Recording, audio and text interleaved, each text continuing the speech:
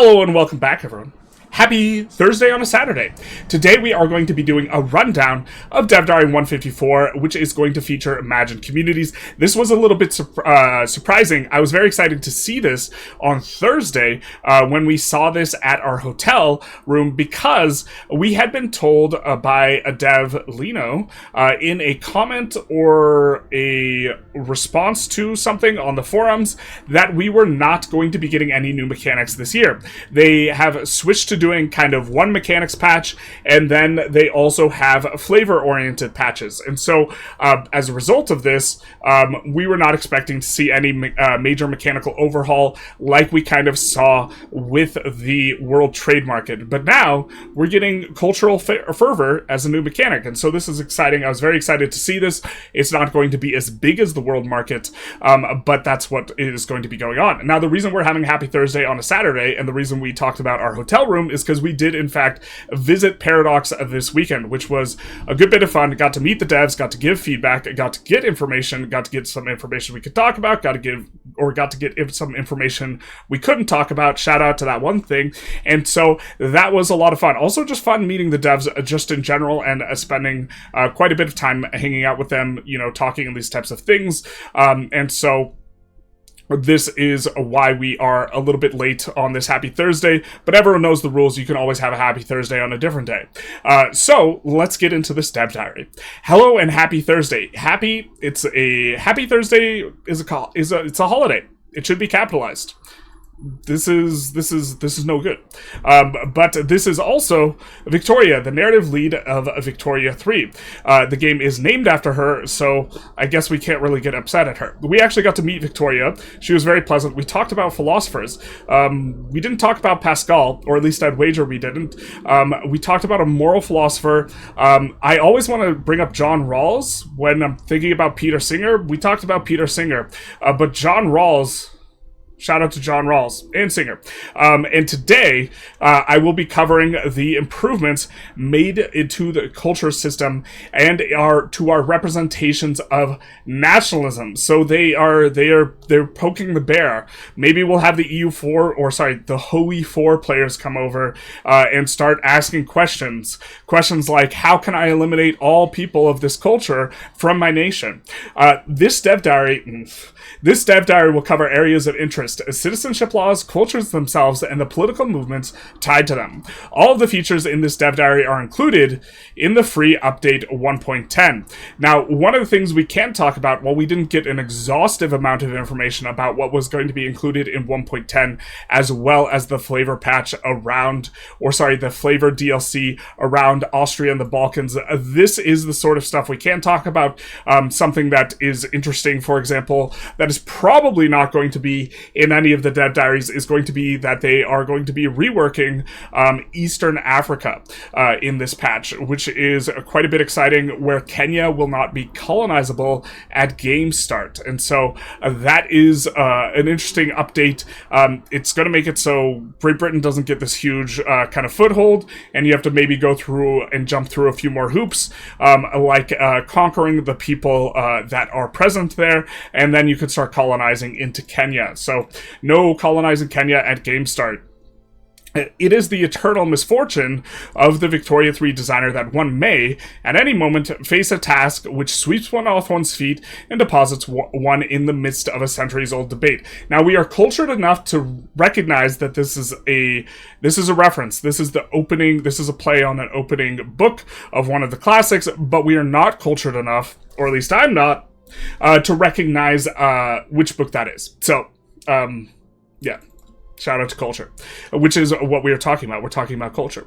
Any serious engagement with the topic of nationalism will inevitably force the devs into some uncomfortable situations where they have to decide just how close will they come to saying that word, which no one likes saying, except everyone likes saying it in the HOE 4, kind of streets. But we're not going to say it, but it's the G word and everyone knows it. One to confront half a dozen difficult questions.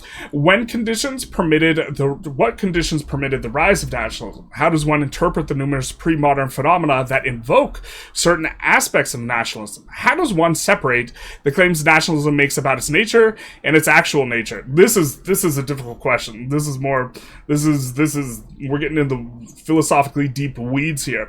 But why did the pre-modern melange of regional, religious, or clan identities homogenize into what we call national identity? Victoria thinks we know what these words mean, and okay, to be fair, we do, but melange. And how does one define a nation? Homogenize. How does one define a nation, and how does one contend with all the ambiguities which inevitably arise from that definition? Which, to be fair, a nation and how it looks at itself is actually going to have a really high variance thing, and you could actually have multiple mechanics.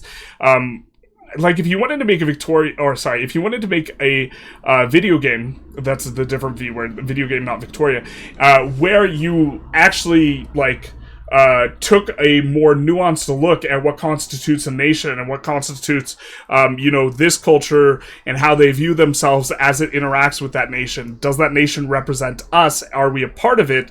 Or are we kind of in the midst of being colonized? And there's a bunch of kind of nuanced ways you could unpack this. For example, not to get into the weeds too much, but Great Britain obviously colonized India, right? And it was a colony, and they eventually abandoned that colony. There's some people who make the argument that Russia effectively colonized internally, and they have a whole bunch of people for whom they do not have the view that Russia is their nation. And so we're thinking of places like Chechnya, places that are further in the east, into Central Asia and Asia, where there are people who maybe do not view Russia as their nation, and that most of the, kind of ethnic and cultural Russians are in kind of around St. Petersburg, Moscow types of areas. And so what nationalism would they experience, or how would they experience nationalism? What does that mean for them internally, this type of thing? And what makes it the case that, if you have a nation where you have a lot of people who view it as the nation, at what point, and then people who are internally colonized, for example, at what point in terms of Victoria III thinking of it, would something be better represented as a subject versus a part of that nation, this type of thing? And so there's a bunch of different ways you could go, and that's what we mean by melange. In Update 1.10, Portrayals of Nationalism, we make certain abstractions and assumptions for gameplay purposes. Whilst we do love the word whilst, the aforementioned questions were on our mind when developing these systems, we cannot claim to have settled them. But we did settle the new world. And yeah, speaking of nationalism and manifest destiny, the truth hurts. Nor can we claim to have developed the most accurate possible simulation of reality. Now, here's the thing. First and foremost, it's a video game, so very often simulating reality is can lead you down roads where you have unfun gameplay patterns that are not worth the trade-off of the simulation versus kind of the gameplay perspective. An example of this is I don't really like electricity as a local good. It's mostly just tedious, but man oh man is that a good simulation, because the average state in Victoria III, the technology of that time, could not even transport the electricity half the length of that state. So it absolutely should, from a simulation perspective, be a local good, but it leads to a lot of fiddliness and micro that is not enjoyable from a gameplay perspective. But continuing on, the mechanical additions made in this update are limited in scope. So we're not seeing a huge overhaul, kind of per the comment that Lino had made some time ago, and developed with the themes of national awakening in mind. When developing them, don't you mean whilst? We did so with an eye to giving empires something to worry about and nation-states tools with which to advance their position. In particular, the emphasis is, of course, on the Balkans, and so we have stuff like the future forming of Yugoslavia, if you are playing as several of those countries, and we won't list those countries because we're terrified of angering the Balkan audience by accidentally referring to one Balkan country as the other one. Shout out to Bulgaria and Serbia, and to the ones we left out, who are no doubtably undoubtedly upset. Our secondary goals are to improve the strength of cultural movements in general, who make nationalism feel like a genuine force in the world. This is the kind of the number one value that we wanted to see, or cultural element we wanted to see, and we wanted to see it kind of ramp up and eventually lead to world wars in terms of the way it manifests in game. And so you would have this rising sort of tension as you approach the 20th century, and this sense of like impending like doom and dread and like this type of thing. And this would be a lot of fun as the corners of the world get colonized. Suddenly there's no one else for the great powers to go for, and so they must eat themselves. And by themselves, I mean eat whoever's the loser, of that war, and make them pay so many reparations that you get, a world war afterwards. A shout out to the Great War, followed by the Greatest War, except it was awful. Yeah. Anyways, this update does not seek to implement national pride features from Dev Diary 152. We feel that this feature should be implemented in a later update, so possibly a more expanded type of feature, which would be in a mechanics update when we will be able to provide it the full care and attention that it warrants. Subjects and citizens. What is nationalism really? I don't know. Let's hear about it. Nationalism is the ideology that the state should be the political instrument of the nation. So we have this idea of a national identity and, of course, a nation. And the state is constituted in a manner referred to as a nation state, and its political constituents are referred to as its citizens.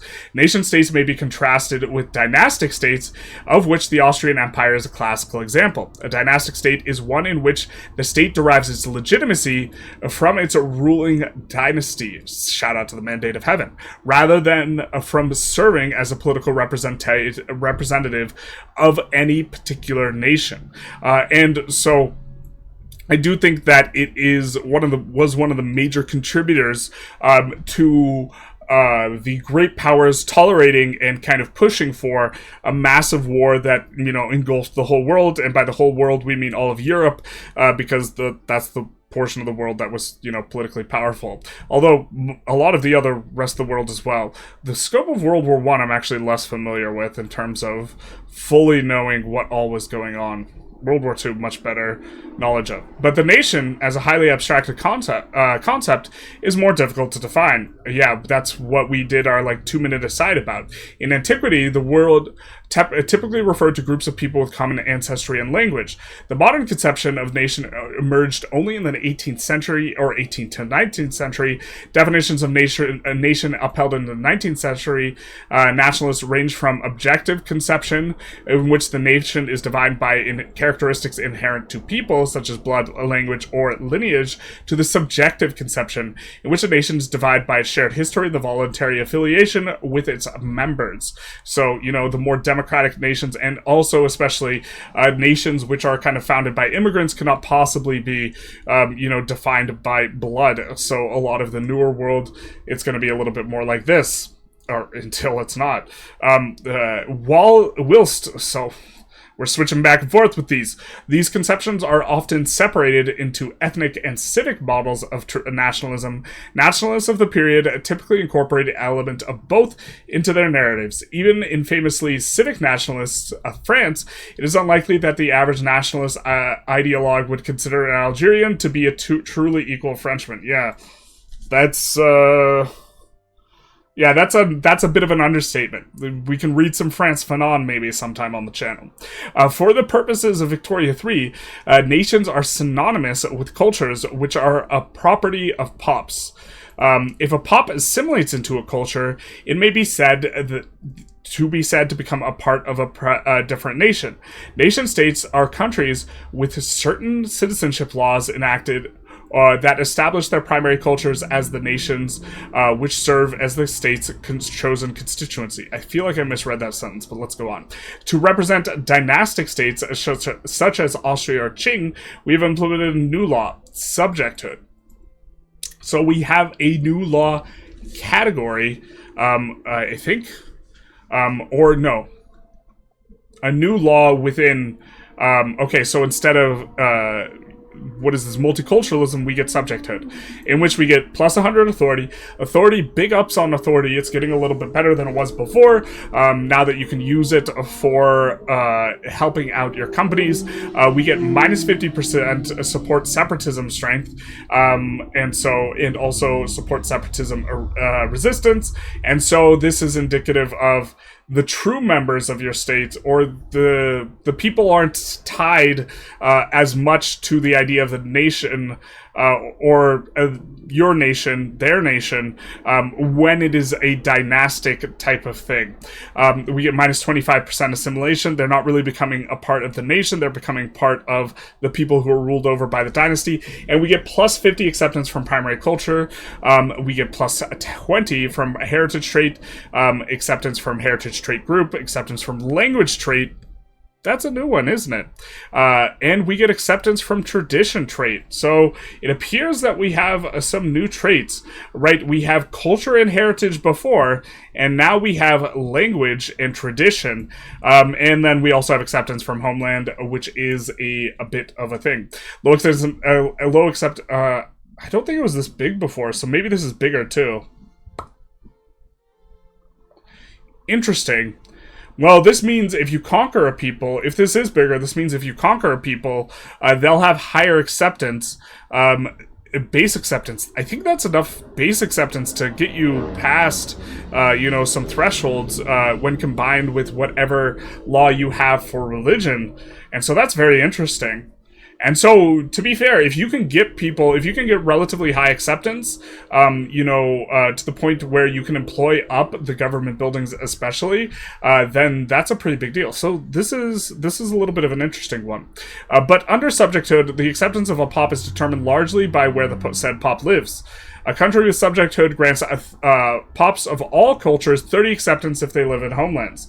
Combined with no colonial affairs, which now also grants a bonus to acceptance from homelands, one may increase this value to 40, which the 20 points are important breakpoints, unless I'm horribly mistaken, which I often am, of acceptance, which allow you to, employ a certain pops in a certain profession. So I believe it's, if you're over 40, you can employ people in the government, higher division employment jobs, which is normally the throttle. If you do something like conquer Qing, that's why you can't employ up the forbidden city. It's forbidden. So subjecthood is the new default for law for unrecognized powers and certain European countries that have not adopted the nation-state model. It is limited to monarchies and theocracies. This makes sense. And is strongly opposed by liberals, interest groups, and by political movements. So it will be easy to get rid of. But how easy? Subjecthood requires that the legitimacy of the state is derived from the sovereign rather than the consent of the governed. A notion inimical to liberalism. This is not a word, I've read it a lot, but I've not said it out loud. So we are going to be taking a look here, and what's the news in terms of this specifically? We strongly oppose subjecthood. Strongly oppose multiculturalism as well. I was hoping maybe the opposition to subjecthood would be of a lower tier than multiculturalism, and this would allow you to push multiculturalism, but alas, it's not. However, if you're on subjecthood, nobody minds, or I guess the liberals do not mind a swap to multiculturalism, so that is an interesting one. The previously existing citizenship laws ranging from ethno-state to multiculturalism have been reframed to represent the various definitions of citizenship. A country with non-subjecthood citizenship law can be assumed to recognize the principle of a popular sovereignty in some form, whether it's through the monarch claiming the status as the personification of the nation, or a republic ruled by representatives who claim to serve the popular will. So this is going to be the popular monarch idea is that it is not by virtue of the monarch belonging to the dynasty, or dynasty, which one is it, that gives them the justification for rule, but rather that the people support them. We will take a closer look at the refurbished citizenship laws when we cover the cultural traits rebirth. Now we have cultural fervor. Cultural fervor is the measure of a nation's national consciousness of a given culture. To reference Benedict Anderson, I almost thought this was going to be Benedict Arnold, which that would have been a different type of quote. Conception of the nation in his imagined communities. It is a measure of the degree to which a people of a given culture imagine a community shared by all who possess that culture. Degree to which people of a given culture imagine a community shared by all who possess that culture. Okay. Cultures in Victoria 3 are broad abstractions encompassing thousands of local variations. If, in 1836, two people come from Tyrol and Banat, both represented by the South German culture, were to meet, they would likely have some difficulty understanding each other. Yeah, and notice marked differences in each other's home lives. At low level of cultural fervor, they would likely default to identifying by particular regions or whatever other identifiers they may hold it dearest. As cultural fervor increases, however, they would be more inclined to view themselves as members of a nation, considering the regional identity to be secondary to this sense of nationhood. The Tyrolean and the Banter, thus become South Germans. So we see South German fervor, which is pulling these guys, I assume, in this direction, which is going to be an equilibrium. And it's going to trend there, and we get it from literacy. So as we have the literacy increase, the fervor is going to increase. Academics here too. This certainly makes a bit of sense, as there are people to write about, the coming to, the rise of the nation. Did I reference a movie there? No, I didn't. But. Now I have. And then we get +8 from academics, -3 from an average acceptance of 32, +7 from being primary culture in 3 independent countries affected by different citizenship laws enacted, +1 from being a primary culture in any country with a applicable education institution. Okay, but what does it do? Cultural fervor causes. Fervor is affected by numerous conditions conveniently listed within the fervor concept. Okay? All fervor effects are applied based on how many pops of a given culture they apply to.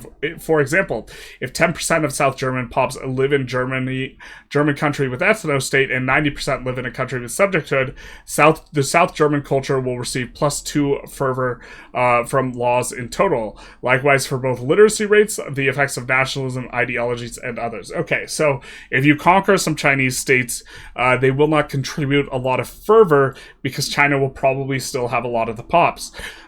Your laws and such will not contribute a lot to the fervor. Fervor is a measure of the national spirit of a culture. Pops with a culture with a high fervor will assimilate more slowly, form more radicals when conquered. That is an interesting one. Certainly makes some sense. Increase liberty desire and be more likely to join cultural movements. Very interesting. So we have here, they're more likely to effectively just resist anyone who's not kind of what they view as legitimate or as their nation. The following conditions increase fervor. Being a primary culture of an independent country with applicable citizenship law. So if you are not subjecthood oriented, having a number of casualties of culture in a war. That is an interesting one. I think we did mention that casualties should maybe drive pacifism or to decrease jingoism, make you kind of turn away from war.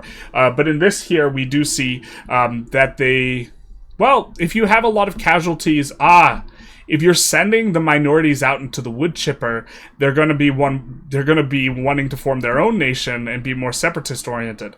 Having a high average literacy, making everyone politically more aware. Number of academic pops of this culture, resident in countries with nationalism and pan-nationalism technologies, being a primary culture of a country with an applicable education institution, other cultures released as independent countries. That's going to increase it. So if we are France and we release the Occitanian culture, that would increase our fervor? Is that what this is saying? I know what that loud car is saying. They're saying, vroom, vroom, continue on. So we will. The following conditions decrease fervor: being a primary culture of a country with the multiculturalism law, and having high average acceptance. So you will decrease fervor. So if you have a multicultural country and you're assimilating a pretty good clip, actually, do you assimilate full acceptance? I don't think you do. But your primary culture would at least not have a lot of fervor. Applicable laws include ethno-state plus 20, national supremacy plus 15, racial segregation, cultural exclusion. So the more discriminatory you are, the more fervor you are going to have. These conditions serve to abstract trends as such as the development of a vernacular literary culture.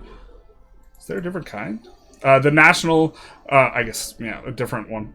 The national mythologies that emerge around devastating conflicts, efforts by the academics and state functionaries to construct a unifying history of the nation, and the role of public school systems in creating an official expression of culture. Official. Shout out to Russia right now. Russia and the state owning the media, or billionaires who are affiliated with the state, at least those who have not yet fallen out of Windows. One may note that many of these conditions depend on the existence of an independent state with a given primary culture. An exclusionary nation state, which defines a clear in-group, out-group, is the most powerful tool a culture has to transform itself into a nation. That makes sense. So having a minority makes it easier to be one of these conditions have to depend on the existence of an independent state with a national primary culture.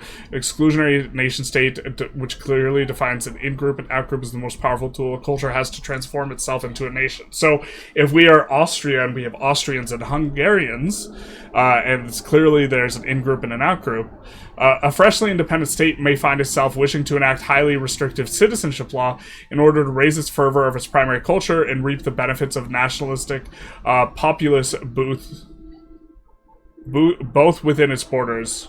Both with and within its borders. But we haven't seen what bonuses you get from fervor. Am I missing something? I feel like we haven't seen what positive effects you get from fervor, and why we would want it or not want it. Likewise, an empire which seeks to pacify a large population of a given culture would best keep its close eye on any country which has its primary culture, lest that country contribute to separatism within its borders. So, if we take a big chunk out of France, France is a big country. If they are, like, for example, an ethno-state, France, they are going to generate fervor, which is going to increase separatism overall, and increase liberty desire, more likely to join cultural movements. So it's seeming, is there nothing positive about fervor? A more complex example, a large number of Irish pops move to the United States where they become literate. I almost read illiterate, the Freudian slip of the mind, and get recruited by academics by university buildings. The fervor of the Irish culture thus increases, and Great Britain experiences effects from increased fervor amongst its Irish population. That is an interesting one. So, if you get cultural minorities, okay. In terms of an emergent effect, if you're playing USA, well, like that. We're getting an example right there, but if you're playing USA and you pull mass migrations, you can cause revolutions in other countries. It's a very interesting sort of manifestation, but it seems like fervor is just straight bad, right? I guess to the extent that fervor is good, is if you are somehow expelling a ton of your people. You know what you could do is you could play as China. You could open the borders. You could make the conditions awful. You could then force other people to adopt laws by giving them the treaty to pass those laws, which allow them to accept Chinese immigrants. And then you could go ethno-state as China. And then you would hopefully just send a bunch of immigrants out to cause separatist movements once they become the majority population within the state. I mean, that's a vibe. That's the only instance I can think of is actually sending people out to be dissidents elsewhere, which is an interesting game pattern to think of, where we get like a benefit from fervor. But okay. Such as increased pop attraction and activism for the Irish national movement, and this is in Great Britain. Cultural fervor effects. Okay, the fervor of a country has effects on both pops and countries. Pops with high cultural fervor. Are we talking about? Well, this is national fervor. No. Okay, this is all cultural fervor. Okay, so now we are getting some more effects here. All right, fair enough. Pops with a high cultural fervor become more resistant to assimilation and are more inclined to join cultural movements, both majority and minority. So, I guess if you wanted to drown... So if you go ethno-state, to be fair, and you have a homogenous nation, and you go ethno-state, the fact that it's becoming a bigger movement means it drowns out other movements. So maybe this is good for you from the perspective of making movements weaker. Cultural minority movements repressing a culture with a high fervor have bonuses to their baseline activism. Representing a culture, not repressing. Coupled with the new obstinance function of movements, this makes unappeased cultural minority movements much more impactful on a country. Yeah, currently right now, they just feel super like a non-factor, other than occasionally pushing like one separatist thing, but sometimes saving you from a civil war you might otherwise have. A high fervor primary culture serves as a boon to a country in times of war and nudges domestic politics in a nationalistic direction. How does it boost them in times of war? I don't think we've gotten to see that. We get more war support, but look, it's just about being enforced above or below zero, so this is a complete non-factor. This is one of our main gripes with the Diplo play, is the fact that the war support below zero mechanic, just in general, kind of feels terrible. But okay. High cultural fervor on a primary culture reduces the rate at which war support declines, and under non-subjecthood citizen law increases liberty desire again.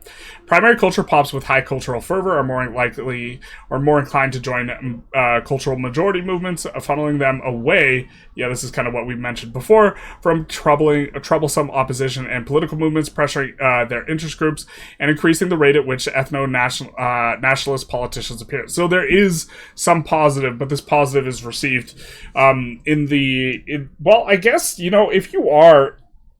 I guess it really is just better if you're not multi-ethnic, but there's, from a power level or / meta perspective, being multi-ethnic is almost always better. You'd have to be playing someone like China for this, I think, to really feel good.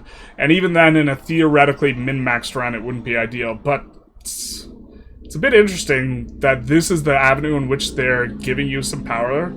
By maintaining discriminatory citizenship laws, one may render that... the privileged sections of one's populace politically inert. Yep. But this is an emergent and interesting thing, rather than just like +5 birth rate or something type of modifier. It's operating on one of the things that functions. It's not like a lever that you can pull, but it's where you can affect your cultural movements, but it is a sort of thing that hinges other aspects of the game. The thing is just like multiculturalism is just generally better, and radicalism is good sometimes, right? So I'm not thinking that this is necessarily going to be that good, but for the people who like to play RP and this type of thing, and I guess the people who like to play RP ethno-state, I guess, and so for this is actually going to seem way, way better. So, okay. We could get on board. I think that for the most part, what's going to be just generally meta, you're still going to be going multicultural, because I don't think this is a substantive enough bonus for you to be receiving in exchange for going these types of laws. But, okay. Here we have Hungary's liberty desire. Ooh. That's right, I forgot Hungary was a subject now. Are they going to have more liberty desire as a result of fervor of the Hungarian primary cultures? There we go. So if you're a subject, increasing your fervor is actually good if you're trying to increase liberty desire. Getting support from other countries, support independence is going to be much more effective in general. But we do see this as something that is going to be a feature of Austria at game start vis-a-vis Hungary. So, additionally, AI countries with high fervor primary cultures become more bold and aggressive when seeking to capture claims, seek independence from their overlords, or humiliate rivals. This is very cool. For those of you who don't know, every nation has like 3 strategies that they try and do, which sharply affect actually their behavior and the way they go about things.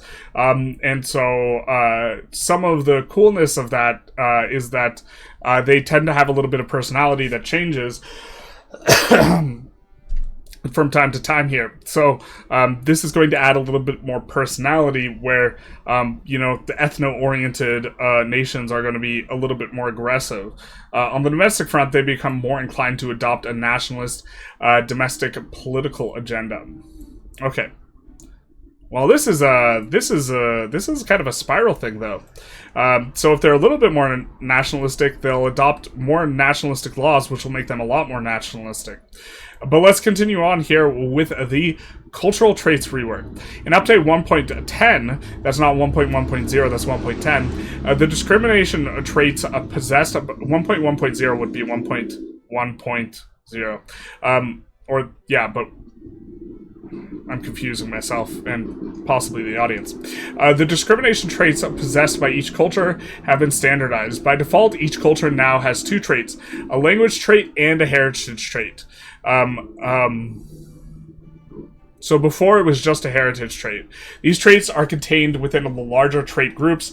In effect, this means that each culture now has 4 traits of varying relevance, representing a culture's closer and more distant relatives. So we have 4 traits: language, heritage, culture, within larger trait groups. Are we saying that there is a heritage trait and a loud car outside? Okay, let's take a look. So we see the Guarani is going to be a language trait. Okay, it's a heritage trait. Or sorry, it's going to be type is going to be language, and it's got trait group Tupian and cultures Guarani. And then we have type Guarani type heritage, which is trait group Indigenous American, cultures Guarani. And so Guarani culture is going to be heritage, language. I think I'm not exactly understanding. We have heritage and language. I'm not understanding where the 4 comes from. Okay, but as we can see here, there's going to be more stuff going on with the languages, and of course, stuff has been rebalanced, and so I can see why that we are going to be having these things after we kind of have an explanation here. Cultures may also gain or lose tradition traits, which represent the traditional ties between cultures. Between cultures and provide bonuses and acceptance. For example, the new Eastern German culture, representing the Baltic and the Volga Germans, possesses the Russosphere trait. The Russosphere trait is shared by the Russians, Tartars, and others, meaning that Eastern Germans living in Russia will have much higher acceptance than the North or South German ones. This is super cool.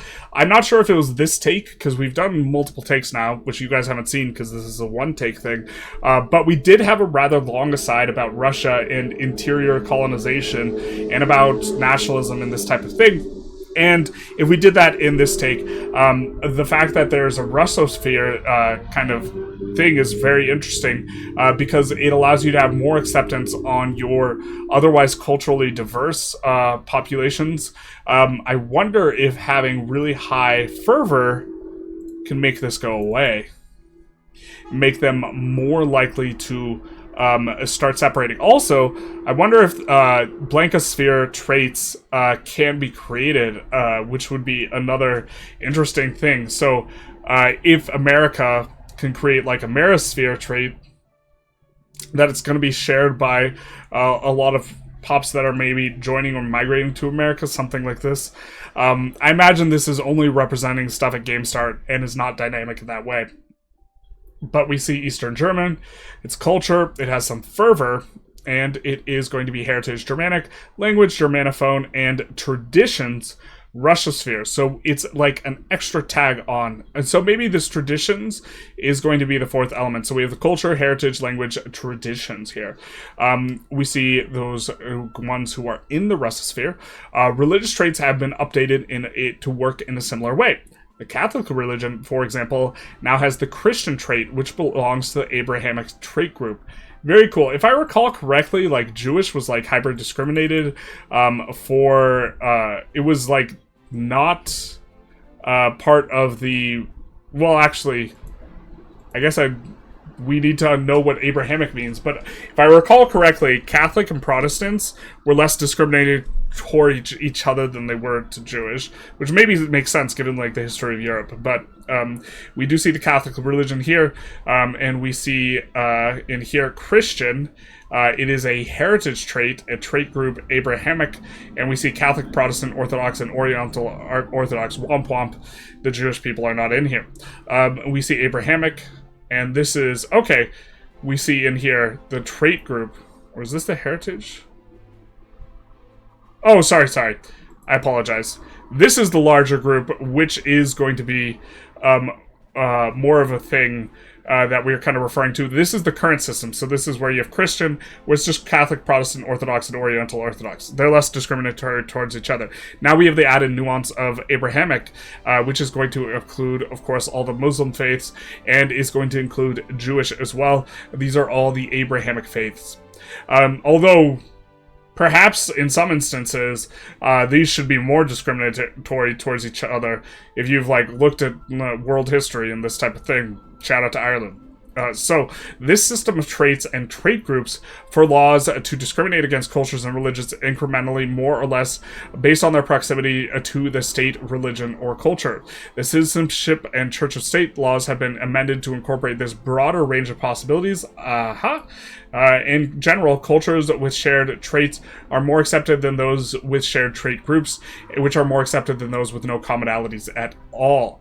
So this is a trait group, this is the trait, and so we are getting, in effect, a lot more granularity that is on kind of the systems that already exist, and just kind of as a reminder, a new mechanic in cultural fervor that is seeming like it's going to make it more of a pain to go in on people who identify really strongly or sharply with their nationality. Which makes a whole lot of sense. But if you're going kind of multicultural, it's not going to necessarily have the biggest effect here. But let's continue on. Here we have ethnostate, where we are going to have kind of a look through of how these move in the direction as we get more and more progressive, which is kind of always the trend. We have support separatism strength. I'm guessing this is separatism abroad. For people of this culture. So if China goes ethno-state and other people take Chinese states, they're going to have a lot of separatism, and this will decrease if you move towards national supremacy. Of course, more authority moving to less authority. Primary culture fervor from laws.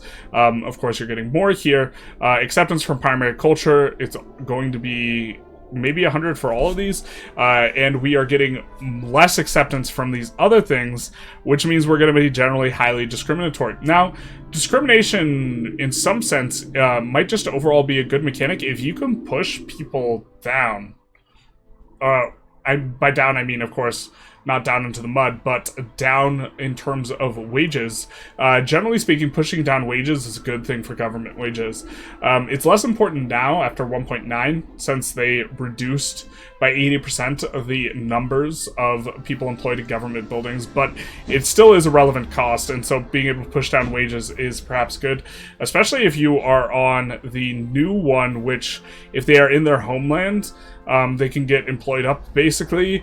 This actually maybe opens the door towards being more discriminatory, which is interesting.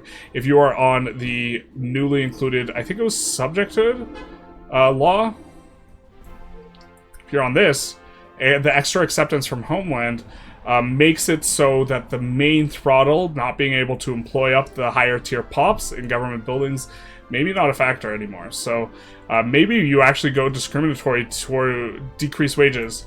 Oh no, wait, the problem is it increases wages it increases wages towards your primary culture. So maybe discriminatory if you have mostly minority culture, which is, it seems borderline psychotic, but okay.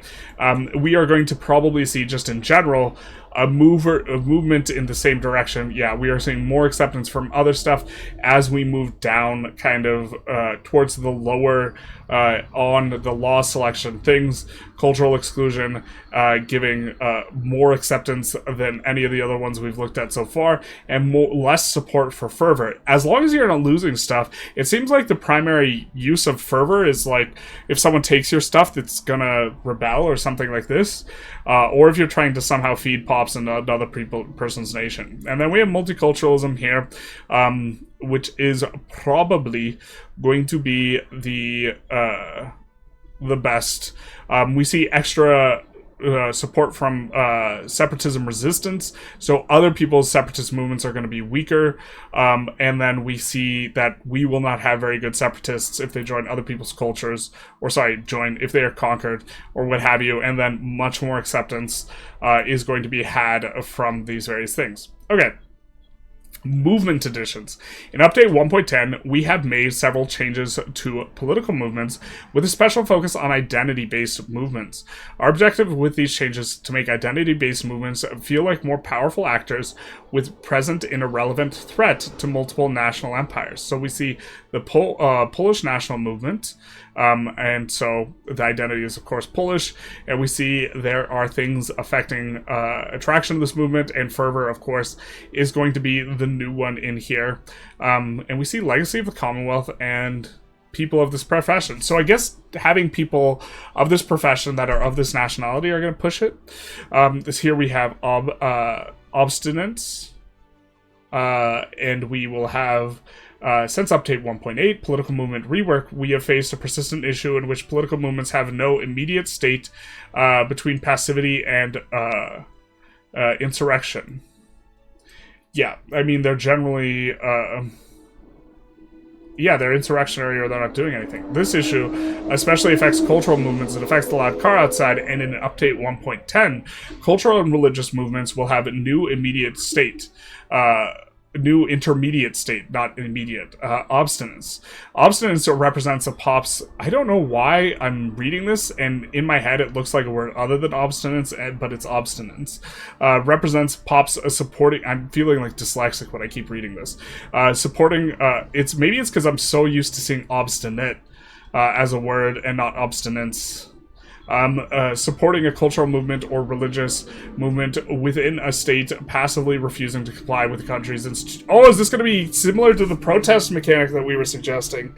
Obstinance is caused by the movement activism of a political movement exceeding protesting. The amount of obstinance is equal to the fraction of the state's workforce that are members of an obstinate political movement. The presence of obstinance in a state afflicts a number of negative conditions on a state, such as reduced assimilation, tax collection, this is substantive, conscription, and institution impact. So we were thinking that the primary thing that it could decrease is actually throughput, which is quite a lot more painful than this type of thing. But decreased tax collection is also a vibe, although that's... maybe there's a bug about tax collections that's going to have to be addressed regarding the pops getting taxed, but or money getting deleted when the pops are taxed, or fail to be taxed rather. Obstinance represents civil disobedience, like those people doing donuts out on the highway, you know what I'm saying? And the formation of the parastate structures among excluded communities in certain regions. Obstinance, should I just read this like... we got to ride on a lot of planes this past week, and... Obstinance is distance travel from turmoil. Radicals of a certain culture may contribute to activism, but put your tray in the overhead bin. But a pop does not need to be radical in order to contribute to obstinance. The levels of obstinance generated by a movement is tied to its supporters, meaning that the most politically advanced sections of a certain cultural or religious group will tend to become obstinate first. So remember that like literacy is important. Number of academics is important to these types of things, and so I wonder it probably will be bad, but intentionally getting your pops to leave your nation and cause issues elsewhere is probably actually something you could do that will actually be really funny. So you just push up your literacy super high, and you cause obstinance in other countries, and you just send in your emigrants or emigres, the people who are leaving your country. Culture without a political movement representing its interests is much less able to exert power than a fully organized one. Any cultural or religious movement that is made insurrectionary will also necessarily be obstinate, weakening the state in the build-up to the insurrection. Love this. And also, this is, as we were kind of talking about earlier, unless it was in the take that we did earlier, radicalism is really not that painful. Right? Radicalism sometimes is a good thing for you, sometimes allows you to push stuff. There's a lot of ways to deal with it. And also, radicalism is either causing turmoil or it's not. It's very, very binary. And so if you keep it below the point where it's causing turmoil, you kind of shrug your shoulders and you're kind of like, whatever. This will always be bad. Right? And it'll scale much more linearly in terms of how bad it feels, whereas radicalism does not really scale linearly in terms of how bad it feels. So this is fantastic. I would love to see, I think, throughput be harmed in here maybe as well, or maybe instead of tax collection. I think that would be a better area of ingress. But throughput penalties are really, really nasty. But super, super excited. This is not something that we heard about when we were in Sweden, that there was going to be effectively protesting that was simulated. And we did talk with some of the devs about like a protest mechanic decreasing throughput. So a little bit surprised that we didn't hear about this from one of them. But super excited to see it in here. Because I think that radicalism is just radicalism doesn't have teeth unless it's biting, which is the entire point of like this introduction here, where it's like it's binary. It's either someone's like rebelling or like they're not. And so okay, but here we have Great Britain's actions have angered the Irish national movement, and they've responded by rendering Ireland ungovernable. Russia has made the same mistake in Poland, and so we are seeing a little bit more teeth towards having this, which of course is going to make conquering random stuff a lot less useful, and also just this is going to make it feel a lot more immersive, where now conquering stuff. Well, here's the thing, is the meta stuff to conquer is still going to be the unrecognized countries, and they are still going to have low literacy, so they're not going to have as much obstinance, right? But okay, multiple movements at the same time are capable of causing obstinance, so it's additive with other ones. Here in Austria, which has made several poor decisions, is experiencing obstinance from Czech, Polish, and Italian national movements, all at the same time. At some point, I do want to check Prague out. I hear it's a cool city. Historically, in the period following the Austro-Hungarian Compromise and prior to the First World War, the Bohemian Diet was frequently gridlocked by conflicts between Czech and German nationalist parties, leading to the rise of parastate institutions. Following the dissolution of the Bohemian Diet by imperial decree in 1913, these parastate bodies acquired more legitimacy than the Austrian administration in the region, culminating in the Czech independence at the hands of the Czech Nationalist Committee. In game terms, Bohemia was rendered ungovernable by the obstinance guaranteed by both the German and Czech nationalist movements. Similar phenomena has repeated across the Austro-Hungarian crownlands, leading to the disintegration of the empire. Very cool. So we do see we are going to have a different representation here of Austria at game start. We can see Hungary. We can see the separations here. Bohemia is still apart, but they're having some issues. And we see the separatists in Italy here as well. And so the nationalism of the pops within Austria now has a lot more teeth, rather than just being, oh, you go cultural exclusion, you shrug your shoulders, and you just keep on moving on. Now it's going to be something to reckon with. With that said, Austria is moving down a few pegs in terms of how good it is, which is Austria is probably gonna be joining Spain and Belgium, where before in terms of power level, there's a clear top 8. And that is going to be all the GPs except the Ottoman Empire, and also the EIC and China. So that's Great Britain, France, Prussia, Austria, Russia, the USA, China, and the EIC. Those are all 8. Those are the clear top 8. And then after that, there's a scrum of countries that are pretty solid, but they're all nowhere near the top 8, and that's going to be countries like Spain, countries like the Ottoman Empire, countries like Belgium, and I think Austria might be downgraded into that lower scrum if they are not going to, in this patch, be receiving substantive enough compensation for some more of these negative things appearing. Or maybe it's easy enough to reintegrate Hungary and it's really not that big a deal or something like this. But this seems like quite a bit of additional suffering for Austria. So it might be the case that they're joining Spain, kind of in that tier 2 level country. We see movement spillover. Another improvement, and to be fair, this is excluding, Italy or forming Italy is pretty strong, but we're not... the context where we really have a lot of thinking on that is multiplayer, where forming Italy, I think, unless you have a rule set where forming Italy is just turbo allowed, or you're not allowed to mess with someone until they form Italy, it's really those top 8, but Italy would maybe be in there. If it's just a multiplayer rule set where you just get to form Italy. We have movement spillover. Another improvement we've made to movements in update 1.10 is allowing them to have effect over borders. A movement becoming insurrectionary causes an uptick in activism among all movements in neighboring countries of the same type. I wonder if you can use this to force revs in other countries as you try and manage it yourself. But this means that you can bolster liberal movements which won't be mad at you. No, they have to become insurrectionary. Okay. For example, if Polish national movement in Russia becomes insurrectionary, the Polish national movements in Austria and Prussia will also see increased activism. Okay, fair enough.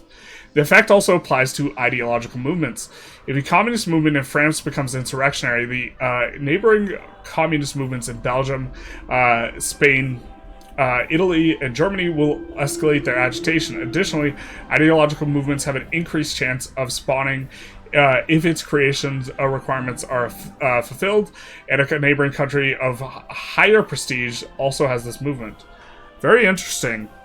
I think you could probably do some fiddly stuff to force or push up revs in other people's countries then.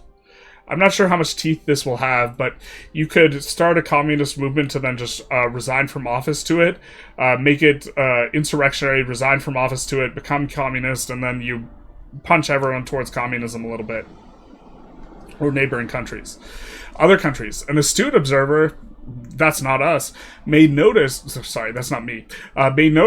the new modifiers present in the citizenship laws support separatism strength and support separatism resistance.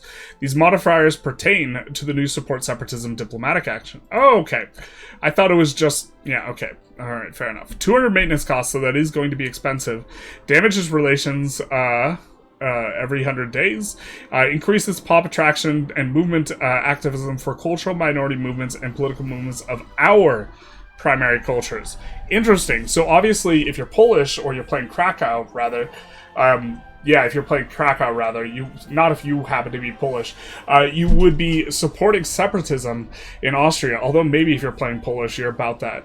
And so this would be a thing also in Russia and Prussia, and so this gives you a new tool. This tool is not very useful in most runs where you are kind of not losing your land, I guess. It's not going to necessarily have too much teeth. Greece comes to mind, I suppose, as someone who could make use of this. I believe there's a lot of Greeks in the Ottoman Empire. And and Krakow especially comes to mind. But we're seeing kind of like a lot of things that are going to be kind of interesting, but are not going to necessarily be too useful in most runs. Like, I think that you don't want to have... you don't want to push particularly high cultural fervor. I think that this is not really a good thing for you because it seems best when it's preventing or punishing other people from having your pops.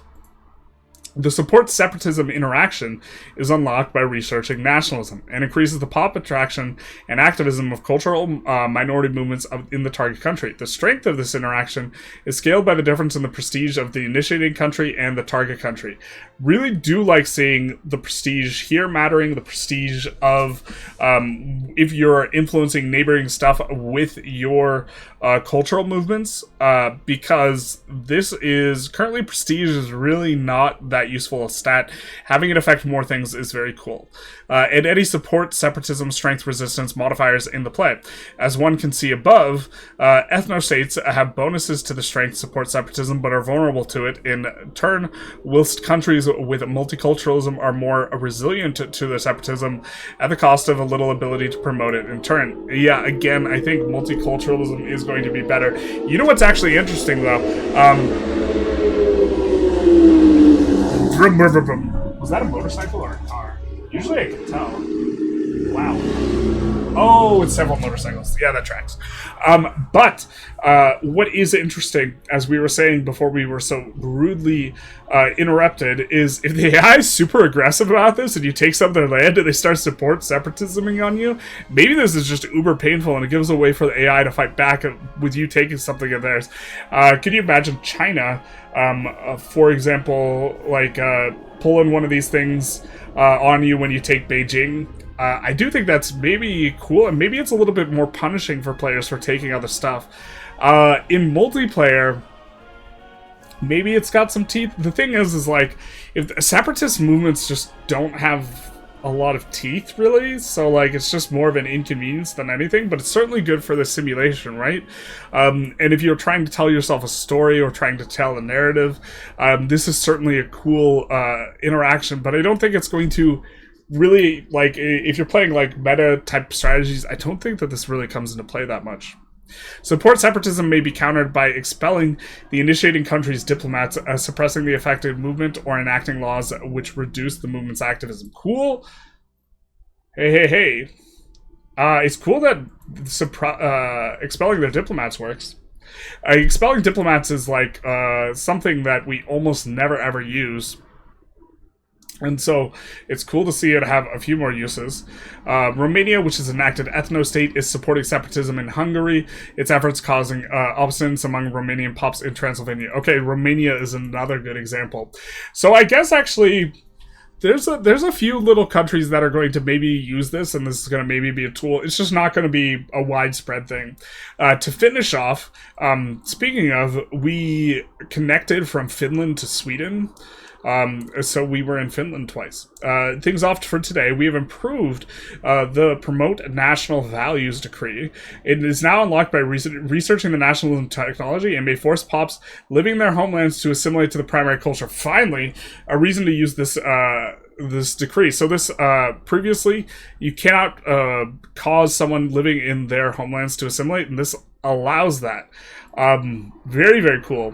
It's probably not going to be all that good, but it's cool. But this is like turbo, like never ever use otherwise. So we're going to have at least a little bit of fun experimenting with that and seeing what happens. But maybe also you want to push radicalism for some reason, because if you can push radicalism in a state where you know they are going to agitate for multiculturalism and then resign to that in order to force multiculturalism. So actually, if this is always increased radicalism for people that have a high status of discrimination, maybe this has actually been niche useful for promoting movements to get insurrectionaries so you could resign to office them, which is kind of a funny little thing. But conclusion. Wow, that's a long conclusion. Update 1.9 in Charters of Commerce included a section of features with great interoperability. This style of development in which each mechanic interacts with every other mechanic served as our objective for Update 1.10's gameplay as well.